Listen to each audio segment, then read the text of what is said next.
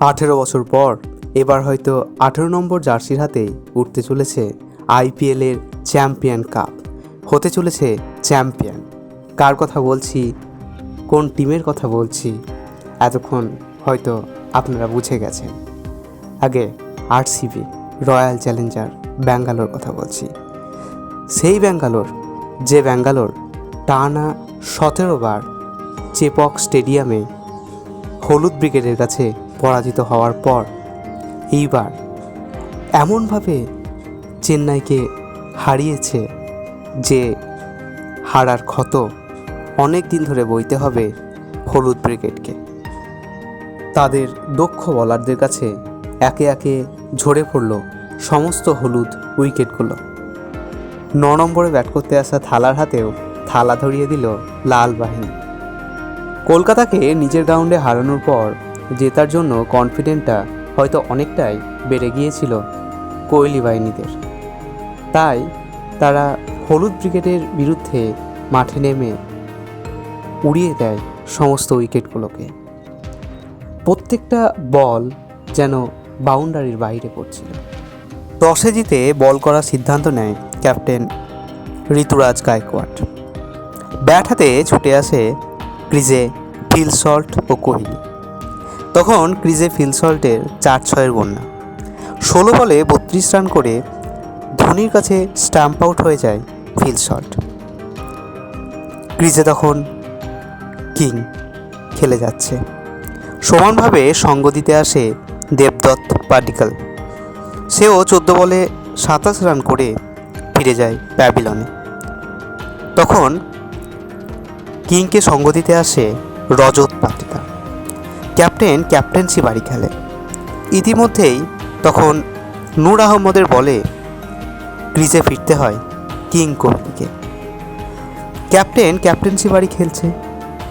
4-4, 3-6 বেড়ে 32 বলে 51 রান করে মাথিসা পাথিরানার বলে ক্যাচ আউট হয়ে ফিরতে হয় রজত পাটিদারকে।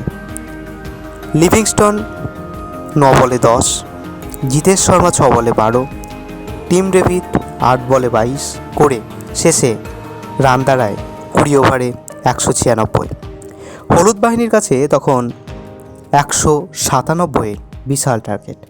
ধরেই নেওয়া হয়েছিল যে এই ম্যাচটা হয়তো চেন্নাইয়ের হাতের বাইরে চলে যাবে। হলো ঠিক তাই।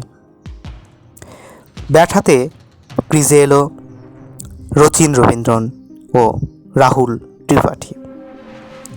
3টা বল খেলে একটা 4 মেরে হ্যাজালহুডের বলে রাহুল ত্রিপাঠীকে ফিরতে হলো প্যাভিলনে।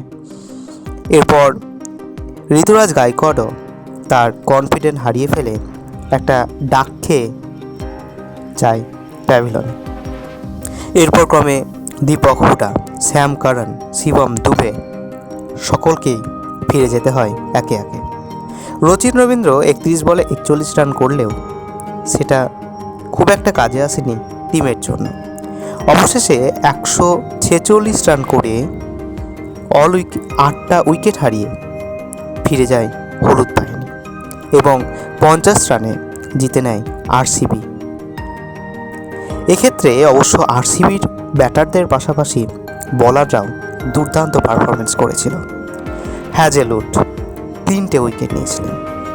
জস দয়াল, লায়াম লিভিংস্টন প্রমুখ বোলাররা তাদের যে হাতের কারিশমা দেখিয়ে আরসিবিকে 17 বছর পর চেন্নাইয়ের গ্রাউন্ডে বিজয়ী ঘোষণা করে।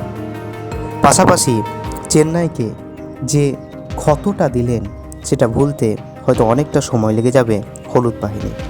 আপনারা কি বলেন? আপনারা বিরাট কোহলি নাকি ধোনি, কার সাপোর্টার কমেন্ট করে জানাবেন। পাশাপাশি আজকের ম্যাচে গুজরাট এর মুখোমুখি হতে চলেছে রোহিত শর্মার মুম্বাই ইন্ডিয়ান্স। কোন দল জিতবে সেটাও আপনার কমেন্টে জানান।